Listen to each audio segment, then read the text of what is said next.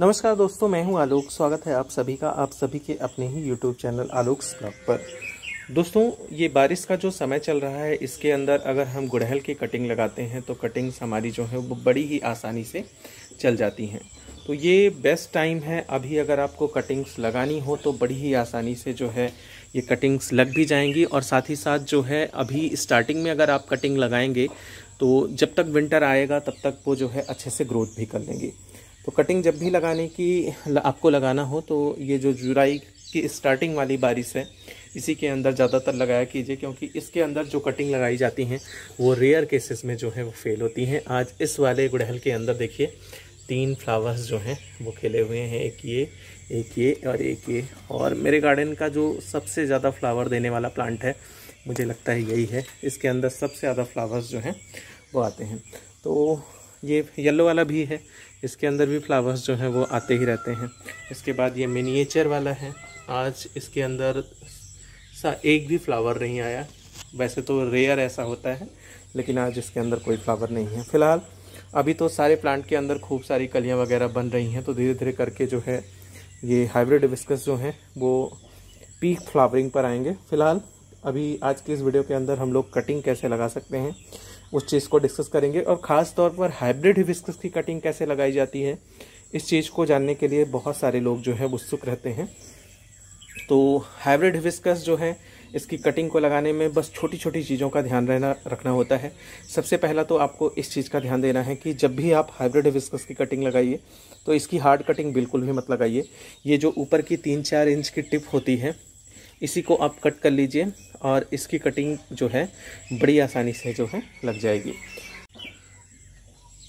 अगर आप इसकी हार्ड कटिंग लेते हैं तो हार्ड कटिंग चलने के चांसेस बहुत कम होते हैं, शायद ना के बराबर। लेकिन वहीं पर अगर आप इसकी सॉफ्ट कटिंग लेकर लगाते हैं तो अगर आप 10 कटिंग लगाते हैं तो उसमें से 7 सक्सेस हो जाएगी। मतलब जो सक्सेस रेट है वो 70% के आसपास है, 70 से 75% के आसपास। और कभी कभार तो ऐसा होता है कि 100% सक्सेस रेट भी आपको जो है वो देखने को मिलेगा। फ़िलहाल जो है सबसे पहले इनके अंदर से कटिंग्स लेते हैं, और एक हाथ से कटिंग लेना और वीडियो बनाना दोनों थोड़ा मुश्किल हो जाएगा। इस वजह से अपने अलग अलग प्लांट से मैं अलग अलग कटिंग्स लूँगा और उसके बाद आप लोगों को कटिंग लगा कर दिखाता हूँ। और दोस्तों, अगर आपको कटिंग को कट करना है तो उसके लिए आप कोई ना कोई ऑब्जेक्ट ज़रूर लेंगे, जैसे कि मैं ये ब्लेड का इस्तेमाल करने वाला हूँ। और अगर आप प्रूनर लेते हैं या फिर कैंची लेते हैं या फिर नाइफ़ का इस्तेमाल कर रहे हैं तो हाइड्रोजन पेरोक्साइड या फिर जो है आपके पास अगर हल्दी हो तो हल्दी का लिक्विड हो, उससे जो है वो डिसइंफेक्ट कर लीजिए। इस तरीके से देखिए मैंने कॉटन को इसके अंदर डुबो लिया है, और डुबोने के बाद जो है ये जो इसकी धार है इसको इस तरीके से साफ़ कर लेते हैं, जिससे अगर प्लांट में जैसे कट करने के बाद कभी कभार वहाँ से प्लांट ख़राब होने लगता है जहाँ से हम कट करते हैं, तो अगर हम इस तरीके से कट करेंगे तो ये दिक्कत नहीं आएगी। दोस्तों, अपने कटर को जो है वो साफ़ करने के बाद मैंने यहाँ पर ये जो कटिंग्स मैंने ली थी वो सब ले ली हैं। अलग अलग प्लांट से मैंने लिया है और ऊपर की टिप ली है सारी। जितनी भी कटिंग है सभी सॉफ्ट हैं, मतलब कोई भी कटिंग मैंने जो है आपको दिख भी रहा होगा, क्योंकि गुड़हल की जो हार्ड कटिंग होती है उनका रंग बदल कर जो है वो सफ़ेद हो जाता है और वो देखने में ही हार्ड लगती हैं। तो ऊपर से ही मैंने ऊपर से ही सारी कटिंग्स ले ली हैं, और कट करने के बाद मैंने इनकी सारी पत्तियां, कलियां वगैरह जो इनमें लगी हुई थी सब हटा दिया। अब अगर एक आध कली रह गई होगी तो उसको भी धीरे धीरे करके जो है हटा देंगे। जैसे ये एक रह गई थी, इसको हटा देते हैं।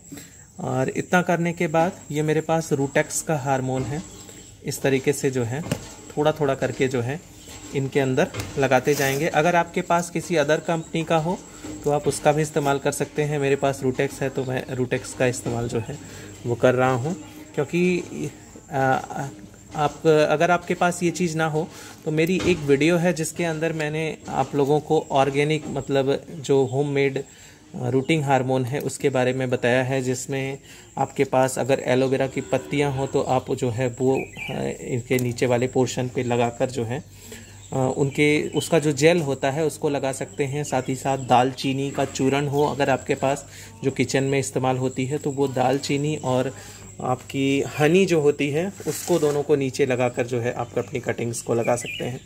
और ये जो सॉइल मिक्सचर, चूँकि इतना सब करने के बाद अब सॉइल मिक्स जो है वो बहुत ज़्यादा इंपॉर्टेंट हो जाता है अगर हम कोई भी कटिंग लगाने वाले हैं।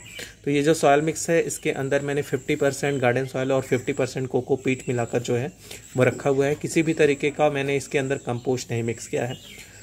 जो कोकोपीट होता है वो अच्छी क्वांटिटी में मॉइस्चर को होल्ड करता है, साथ ही साथ इसके अंदर सॉफ्टनेस होने के कारण जो है अगर रूटिंग होती है तो उसमें भी काफ़ी, उसको फैलने में काफ़ी ज़्यादा मदद मिल जाती है। तो ये चूँकि कटिंग्स हमने पत्ती वगैरह हटा ली, फंजीसाइड लगा लिया, रूटिंग हार्मोन भी लगा लिया।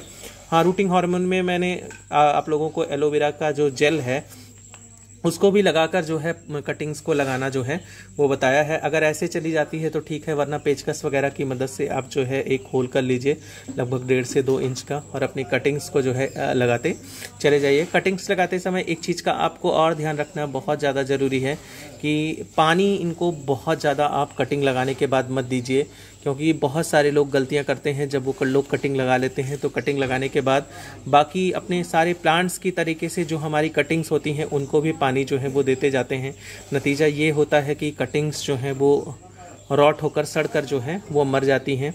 तो पानी इनको लगाने के बाद मतलब ज़्यादा नहीं देना है, इस चीज़ को हमको ध्यान रखना बहुत ही ज़्यादा ज़रूरी है। तो ये सारी कटिंग्स जो हैं हम लगाते जो हैं वो चले जाएंगे। कटिंग्स हमारी सारी लग गई। चूँकि मैंने नीचे भी फंजीसाइड लगाया था और साथ ही साथ रूटिंग हार्मोन भी लगाया था, तो इस वजह से बिल्कुल भी घबराने की ज़रूरत नहीं है। बाकी अगर आप चाहें तो पानी इनको जो देना है उसके अंदर हल्का सा फंजीसाइड घोलकर जो है वो दे सकते हैं।